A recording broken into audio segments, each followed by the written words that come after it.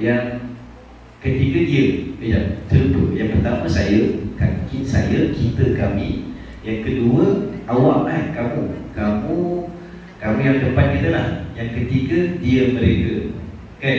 Terus Melayu lah sebetulnya tunjuk balik. Jadi ini adalah kata ini adalah isim lah. So yang hamzah ana adalah isim, sesuaikan. Sama ada nak guna pembaris boleh, ketangan pun boleh. Kalau kat sekolah dah kena ikut ustazah lah. Saya kata mesti guna pembaris, jangan guna tangan. Contoh. Ini tak kisah. Sesuai yang kita pergi sampai. Ada yang main buat macam tu dia pusing-pusing sampai juga. Okay, yang ba pula khasha'a. Okay, balik pada hamzah tadi. Ana ni dia tak ada pun tanwin, kan?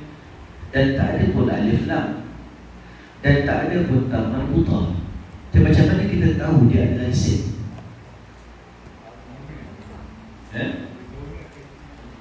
Sebab dia kata dia masuk di domain lah. Maksudnya kita nampak dia sebut makna saya.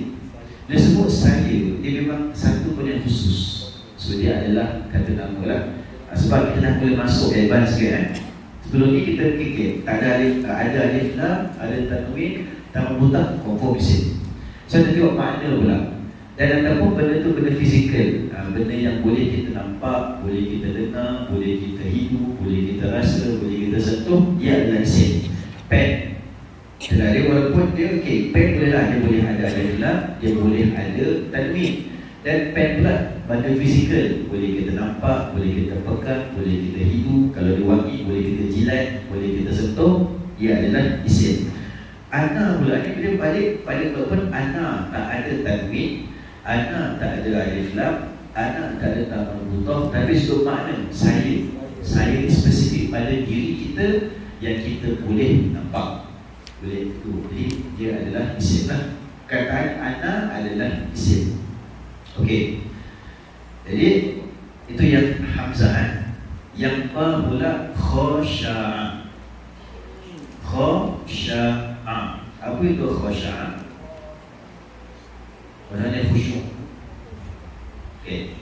So khusyuk. So khusyuk ni asal apa? Dia siapa?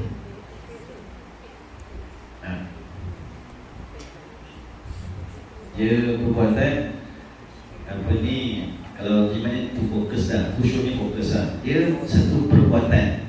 Dan kita macam nak letak dia sebut depan khasha'a ni tak ada alif lam, tak ada tanwin, tak ada ta marbutah, makna khusyuk. Jadi khusyuk ni adakah dia satu kata nama atau kata kerja atau kata sedih?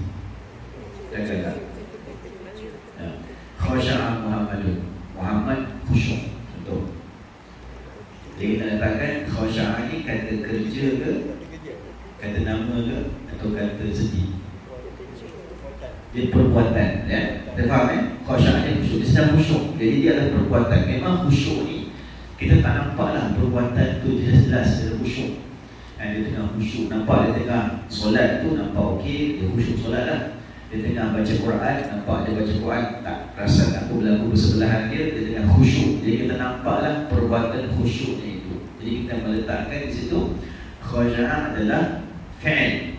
Khasya'a adalah fi'il. Okay. Ya. Seterusnya jim. Ta'allama. Ta'allama belajar. Learn. To learn. So ta'allama ni kategori tak ada tanwin, tak ada alif lam, tak ada ta marbutah. Perbuatan, nampak dia perbuatan, dia belajar, dia sedang belajar. So itu adalah kata kerja fi'il. Ta'allama adalah fi'il. Terus pada dal, masjidun adalah ada tanwin. Masjidun, masjid. Jadi masjid isim ke fi'il ke taraf? Isim lah, dia ada tanwin dan jelas. Masjid kita nampak, kita boleh pegang, boleh sentuh, boleh jilat, boleh jilat. Mana benda boleh fizikal lah. Jadi masjidun adalah isim. Okay. Inna. Apa maksud inna? Sesungguhnya. Sesungguhnya ini kalau dalam adakah di isim? Dia tak ada tanwin, tak ada alif lam, tidak ada tamam mudhaf, dan kita pernah masuk dalam isim ni adalah empunya kan. Sama ada kita katakan Kitab Muhammadin, Kitab Muhammad. Tu buku kata pusar kan? Pusar Rushdie Ilyas. Terima kasih dia sebab share video dia tu. Saya tu untuk guru saya tu belajar dengan dia. Tengok video pun tahu 7 tahun lepas. Video lama tu. Okey. Inna ni kita cuba bayangkan, dia tak ada alif lam, dia tak ada tanwin, dia tak ada tamam mudhaf, dan inna sesungguhnya. Adakah dia satu benda fizikal sesungguhnya ini? Dia tak nampak sesungguhnya tu kan? Tak nampak, tak boleh pegang, tak boleh hidup, tak boleh rasa, tak boleh sentuh. Dan nak katakan perbuatan inna, adakah dia ada perbuatan inna? Dia tak ada. Jadi di situlah kalau confirm dia bukan isim, confirm dia bukan fi'il, maka automatik dia akan menjadi araf, akan jadi kata sendirilah. Dan dia di sini dia menguatkan. Contohnya kita katakan macam itu boleh katalah, sebab biasanya sesungguhnya ini mungkinlah tak banyak sangat dalam teks model. Dia mungkin dalam teks tentang sesungguhnya, bahawasanya. Tapi menunjukkan sesungguhnya itu, kita boleh kata Ahmad dah sampai rumah. Okey. Dan istilah bahasa Arab ada inna menguatkan statement tu. Ahmad dah sampai rumah. Betul ke? Sesungguhnya Ahmad dah sampai rumah. Kita menguatkan statement kita. Ya ke? Tak nampak pula. Wallahi demi Allah, inna Ahmad qad wasala. Menegaskan. Dalam film bahasa Arab lah, sesungguhnya dalam fungsi inna ni, dia kalau tak ada, dia fahami ayat tu. Tapi datang kata sendiri, datang kata fungsi, nak tunjuk fungsi ayat tu, menguatkan statement dia pernah cakap. Inna Allaha wa malaikatahu yusalluna ala nabi. Sesungguhnya Allah dan malaikat selawat ke atas Nabi SAW. Jadi inna menunjukkan sesungguhnya. Jadi kita nampaklah inna ni apa? Isim ke fi'il ke haraf? Haraf kan? Okey, inna adalah apabila. Idza apabila haraf kan? Haraf lah dia, kalau kata tu mesti tak ada, takut orang tak faham ayat. Sama ada tak faham. Dan inna ni menguatkan. Inna kalau tak ada, ayat tu difahami. Tapi difahami ada inna sesungguhnya. Kita menegaskan ayat tu. Macam apabila, dia macam idza. Idza ni macam tak ada dia, mungkin orang tak faham ayat tu. Macam contoh kita nak bincang, macam contoh fi. Contohnya kita katakan al-kitabu fil bait, buku dalam rumah. Al-kitabu fil bait, buku dalam rumah. Buku tu dalam rumah. Fi kalau tak ada, terus buku rumah. So tak ada faham ayat tu. Jadi fi itu adalah haraf. Dia haraf kata sendi, kata umum ataupun kata fungsi yang nak bagi orang faham ayat tu tentang apa. Dia melengkapkan. Betul dia melengkapkan ayat tu. Okey, terus pada waw. Okey, waw amma.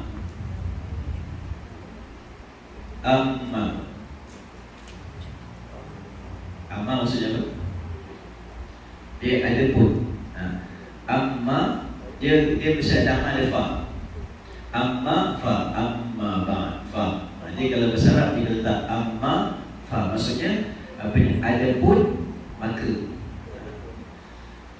Macam masih Chris ada either or, either no lah. Either mesti ada or, either mesti ada no. Betul aja. Jadi macam amma ada pun fa, maka. Contoh macam apa ni, Ahmad huwa rajulun salih.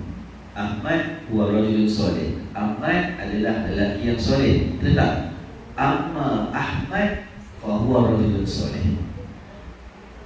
Adapun Ahmad, maka dia adalah lelaki yang soleh. Nampak ayat itu macam nak sedapkan lagi lah. Contoh dia macam mana? Cik, macam mana?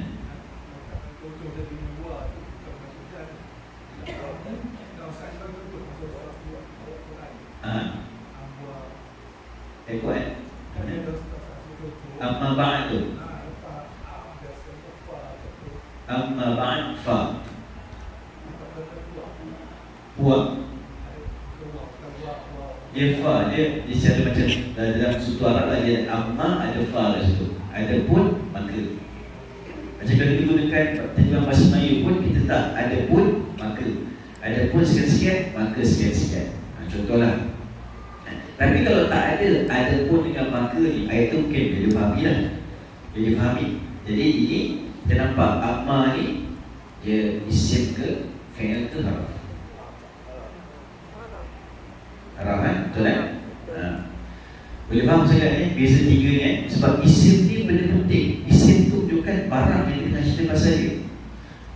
Benda, barang, fizikal kita nak cerita pasal tu isim lah. Tapi dalam fi'il pula, apa perbuatan yang barang tu buat ataupun apa barang tu dibuat, itu perbuatan yang kena. Bola tu apa ni, contohnya macam qalamu, macam akhadha qalamu, ambil ataupun angkat pen. Pen diangkat, yang siapa yang angkat ada badan akhadha, ambil tu lah. Jadi mesti lengkap. Tapi haraf ni boleh jadi penting, perlu ada untuk lengkapkan ayat. Contoh tadi pada Al-Kitabu fil bait, buku tu dalam rumah, kena ada. Ataupun kalau tak ada pun tak ada masalah. Contoh macam seperti contoh tadi amma, contoh ni contoh mudah lah. Contoh mudah kita fahami. Amma fa,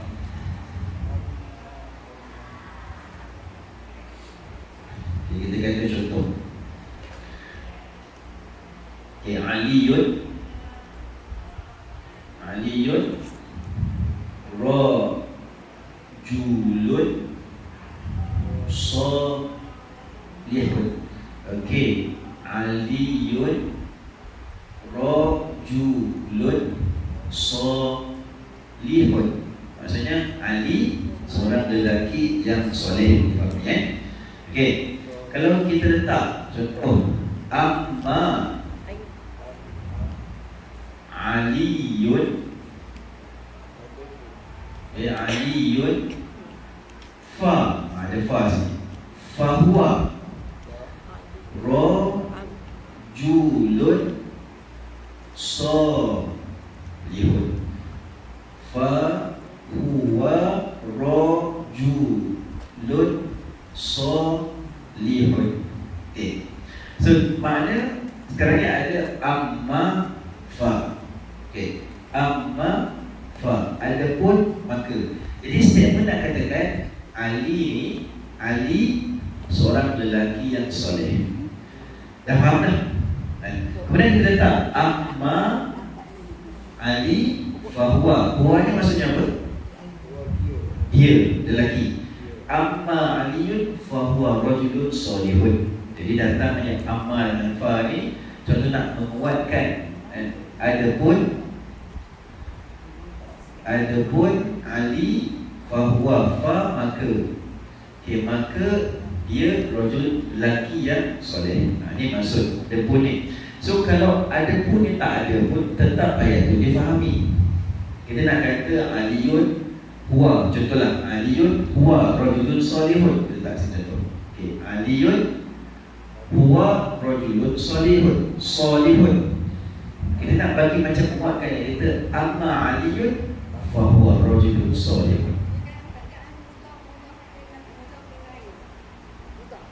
Bukan, dia bukan mudah di sini. Jadi kalau mudah pilih macam contoh ini boleh sifat maksud sifat lah. Ali ni seorang lelaki yang soleh. Jadi yang tu maksud sifat bagi dia lah. Kalau mudah pilih antara contoh, kalau apa ni barang tu contoh milik. Contoh dia katakan kitabu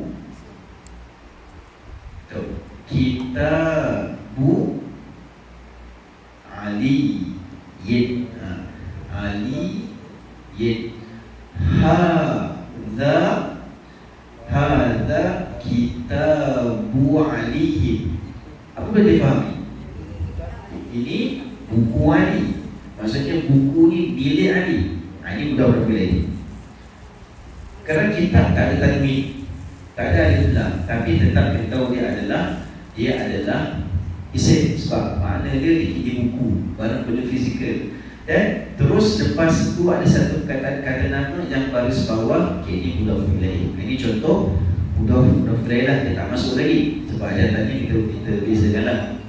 Ini maksudnya kita pernah bincang. Nanti praktikal nanti insyaAllah kita buka Quran, kita semak setiap kata tu di isim ke fi'il ke harf. InsyaAllah kita masuk. Saya tidur kan? Macam saya sedang tidur. Saya tidur. Saya sedang tidur. Okey. Adakah dia dia tidur tu fi'il kan? Tidur tu fi'il. Okey, contohnya nama bahasa Arab nama tidur. Mudhari'nya namu. Okey, namu. Kalau jadi di sini saya tidur, anamu. Okey, ini saya sedang tidur. Kalau nak katakan saya sudah tidur, ini sorof lah. Boleh je? Kenapa saya sedang tidur saraf? Macam mana ni? Arab. Yalah, dia masuk anamu. Daripada asal nama tidur, namu dia sedang tidur, anamu saya sedang tidur. Mungkin nak katakan dia tak tahu lah tengah tidur, tapi mungkin nak kata statement masa tu semasa bentuk terjadi saya sedang tidur. Contohlah, ada penutupan bom dekat rumah sebelah, saya tak sedar sebab saya sedang tidur pada masa itu. Kuntu ana fi dzalikal waqt. Contohlah. Jadi ini pembicaraan kita sekarang ni pada nak mengenal haraf. Balik pada amma fa. Dan dia nak membuatkan statement, nak katakan aliyun huwa rajulun soleh. Datang amma aliyun fa huwa rajulun soleh. Maka amma adalah isim ke fi'il ke harf? Harf. Nampak fungsinya? Fungsi dia tak ada masalah, tetap dia fahami ayat tu. Tapi adanya dia, nampak kita gunakan uslub atau kaedah bahasa Arab menunjukkan ada tambahan huruf di situ. Tentang kita dia penyambung dia jadi Arab kan? Macam mana dia? Penyambung, kata-kata penyambung jadi otomatik jadi Arab lah. Dia perkataan yang dia melengkapkan ayat, dia menyambungkan bagi makna yang lebih spesifik, dia boleh jadi haraf lah. Dia ada banyak jenis, saya akan masuk satu persatu. Sekarang ni kita kenal dulu. Nak tahu kata ni isim ke fi'il ke haraf itu dulu. Kemudian nanti banyak lah. Okey. Seterusnya Zaid hadza ini. Jangan boleh jangan soalan kan? Silakan.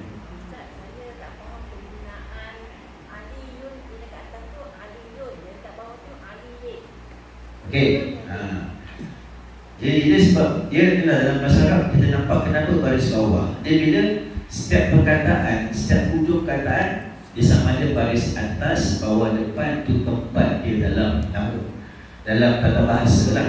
Jadi kenapa dia baris bawah? Sebab nak menunjukkan kat sini, juga kat sini buku ni Ali punya, Kitabu Aliyin. So, jadi kita faham kenapa dia baris bawah. Kita baca statement ni, hadza Kitabu Aliyin, ini buku Ali. Maksudnya Ali punya buku lah. Kalau kita baca rajulun solihun, lelaki yang soleh.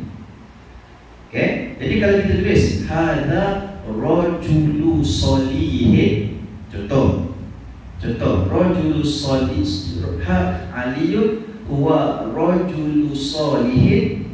Jadi macam nak faham bahasa nahwu, kita nak faham yang soleh sifat bagi Ali, bukan soleh ni adalah barang kepunyaan Ali. Jadi difahami, kita baca datanglah namu, adalah ilmu namu, aliyun rajulun solihun. Ali lelaki yang soleh. Dia bila dan dia sama, dia punya tanwin dia bukan ada yang di situ, sifat dia. Okey. Sama juga sebab statement ayat ni sama maksud di sini, cuma datang amal dengan fa menguatkan statement tu lah. Yang ini maksud lain. Hadza kitabu Ali. Okey. Kalau kita katakan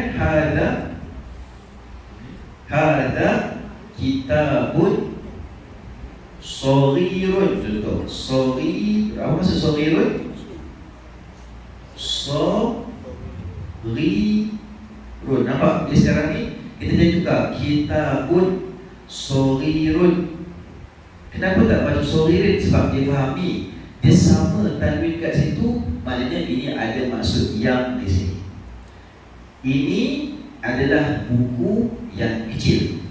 Sifat kat situ. Okey.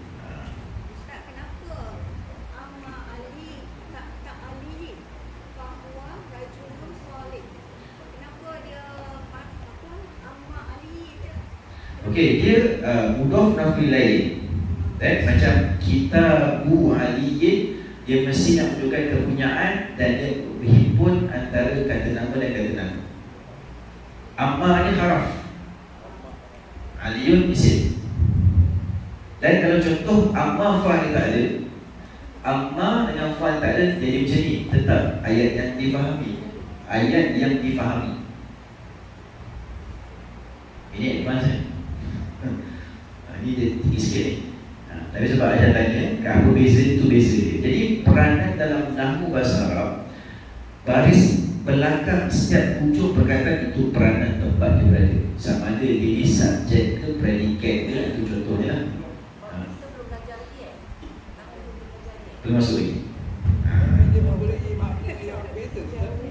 Makna tak berbeza. Makna tak berbeza, tapi maksud ayat itu berbeza.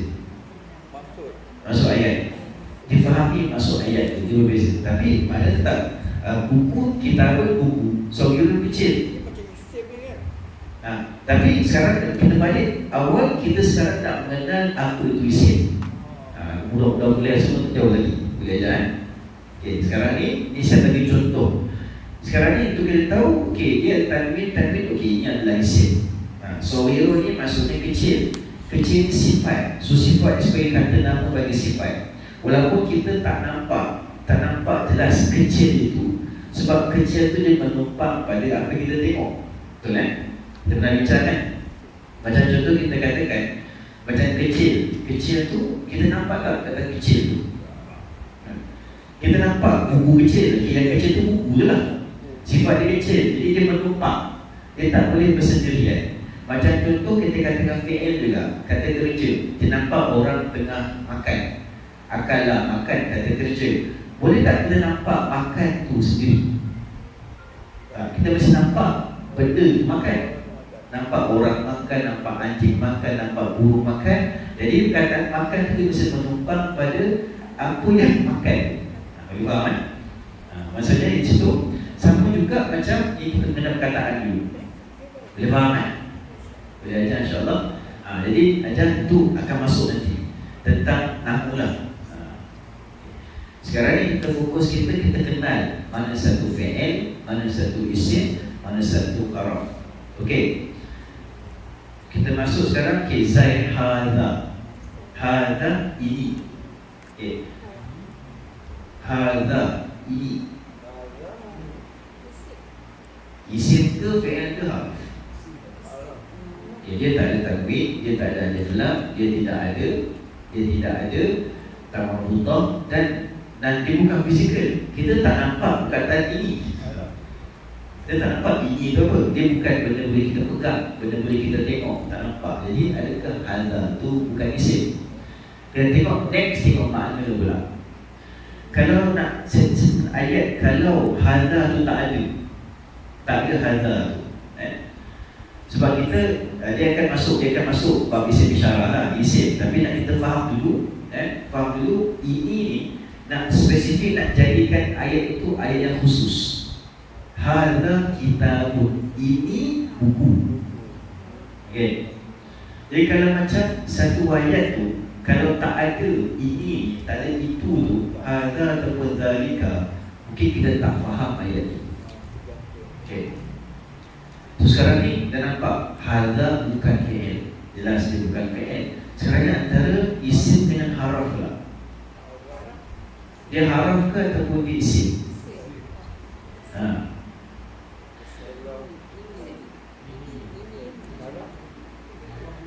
Okey. Hadza kitabun. Okey. Okey, memang hadza tu beberapa praktikal lah kita bincang. Jadi hadza tu dia masuk isim. Okey, kenapa Macam contoh, cukup kalau dua perkataan dah jadi perkataan lengkap, jumlah mufidah. Maksudnya ayat yang lengkap. Kita sebut hadza kitabun, lengkap tak ayat tu? Hadza kitabun, ini buku, lengkap. Dan dia jadi subjek predikat. Betul? Kalau bahasa Inggeris, subjek objek lah. Dan jadi maknanya di situ, kalau kita sebut kitabun sahaja tak lengkap, ataupun kita sebut hal saja tak lengkap, tapi gabung dua dah cukup, boleh jadi dia lengkap. Jadi tak perlukan pada kata sedia apa-apa. Kita nampak, tak perlu pada kata sedi, tak perlu pada haraf, bermakna hadza adalah isim. Boleh faham Ambil contoh. So dia memang secara kita masuk advance sikit lah. Sebab kita nak kita masih bergantung kepada yang ada tanwin, ada alif lam, ada tambah butoh, barang fizikal itu isim. Tapi kemudian akan masuk isim lain. Yang maksud dia dekatkan ayat.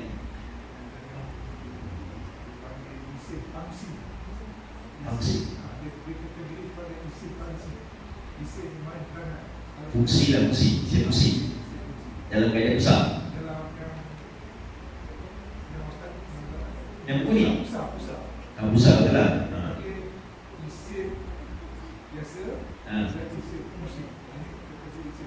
Fungsi macam kalau tak ada dia tak lengkap ayat tu. Dia macam contoh macam kata fungsi haraf lah. Haraf ni contoh di sini, dia haraf pula ada yang berfungsi atau tidak. Macam contoh ammafa, kalau tak ada ammafa, statement aliyun rajulun salih difahami. Letak ammafa, ada pun Ali, maka dia adalah seorang lelaki yang soleh. Dia mencantikkan, tapi tak ada masalah. Contoh macam kita kata contoh Al-Kitabu. Okay, Al-Kitabu, kata macam contoh kata mudah. Okay, Al-Kitabu fi fi fil baiti. Okay, fil baiti Al-Kitabu. Kenapa tak ada tanwin? Kenapa saya tak baca Al-Kitabun? Sebab ada alif lam Al-Kitabu fil baiti. Buku ni atau buku tu ada dalam rumah. Buku tu dalam rumah. Okay, ini fi ni maksudnya apa? Dalam. Buku tu dalam rumah. Kalau kita tak ada fi ni, Al-Kitabu, Al-Baitu, tak difahami. So ini namanya kata sedilah, ataupun kata hukum, kata fungsi. Memang kena ada perkataan ni. Okay. So ini namanya haraf. Dan kalau dia seorang-seorang saja tak ada makna apa-apa, dan maksud tak lengkapkan ayat. Okay. So kita nak beza balik sekarang dengan contoh hadza kitabun. Okay, hadza kitabun. Kita mungkin bantu juga dengan kita faham daripada bahasa lain lah. Kalau dia kata ini buku, jelas subjek predikat, jelas dia dah menjadi objek, subjek objek bahasa Inggeris. Kalau di sini ada kitab di subjek, fil baiti predikat, jumlah tu berbentuk predikat. Kalau di sini memang mana haza ni cukup dua perkataan dah difahami dah, dia dah jadi ayat yang jelas. Macam al-kitabu, al-baitu tak jelas, walaupun dua perkataan kena masuk kata sendiri. Macam contoh kita kata fil baiti, banyak waktu ada lain, memang lain tak? Tak mana tu. Contoh kita kata fil kitabi, dalam kitab tu, ayat ni kali hijau boleh? Boleh kali hijau. Okay, fil kitabi, fil kitabi boleh padam ni? Dia tak boleh padam dia. Boleh kita tulis tak padam? Boleh padam. Okay, jadi fil kitabi, dalam buku, lengkap tak ayat tu? Saya letak dulu. Kalau dia nak buat kali jawab. Wah, ni saya tak nampak lah. Okey. Kerana ni fil kitabi, dalam buku, ayat tu lengkap tak? Tak lengkap. Bermakna ini fil tak dapat jadi isim. Boleh kita kata? Ya? Macam mana? Al-harf, harf ni dia mesti melengkapkan ayat. Tapi kalau hadha ni, dia bukan pelengkap sebab dia bukan kata, dia memang kata nama yang cukup ada dia sebagai subjek atau predikat, ayat tu dah jelas. Hadha kitabun. So kita nampak bezanya. Hadha dengan fi, hadha dia kategori isim lah. Cukup ada hadha, kemudian ada kataan lain, cukup. Dia jadi ayat yang jelas. Tapi fi tak boleh kalau dia berdua sahaja, tu jadi ayat lengkap. Contoh kita kata al-ilmu, okey,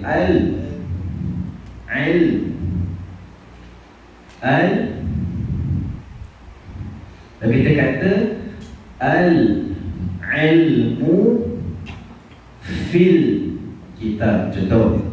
Dah lengkap kat situ. Ilmu ada dalam buku, contoh. Al-ilmu fil kitabi. Jadi nampak ayat tu lengkap sebab ada fi sebagai pelengkap untuk ayat tu. Ilmu ada dalam buku. Nak belajar pergi baca buku, contoh. Okay. Macam al-madrasah. Hadhihi madrasah. Hadhihi madrasah.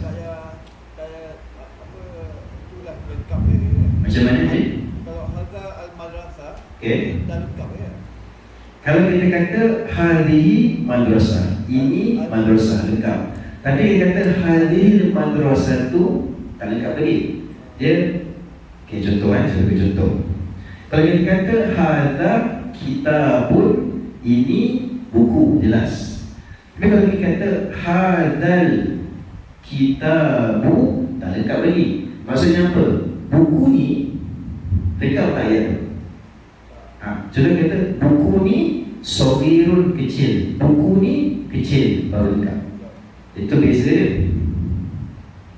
Okay, balik pada asal kita, balik kepada asal usul kita, iaitu kita nak memahami jelas apa itu tentang tiga itu. Okay, so hadha, balik pada hadha isim, fi'il, haraf. Mana satu? Isim, jelas kan? Hadha adalah isim. Okey, ha pula idza. Idza ni boleh kata apabila boleh, tiba-tiba pun boleh juga. Apa dalam Quran? Idza ja, apabila boleh.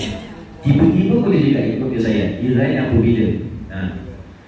Idza jaa nasrullah wal. Jadi idza apabila. Dan contoh macam kalau kata tiba-tiba, apa dalam Quran? Fa'alqa 'asahu fa'idha fa'alqa 'asahu fa'idha hiya thu'ban mubin wa naza'a lahu fa'idha hiya baydha'u lin-nadhirin. Surah apa ni? Kisah Nabi Musa lah. Apa ni?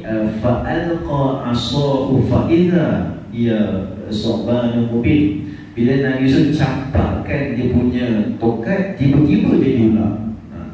Fa'idha apa ni? Wa naza'a yadahu fa'idha hiya baydha'u lin-nadhirin. Dan bila masukkan tangan, keluarkan tangan, tiba-tiba keluar cahaya.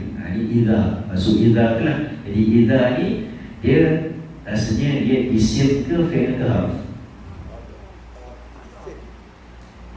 Tiba-tiba. Apabila lah apabila.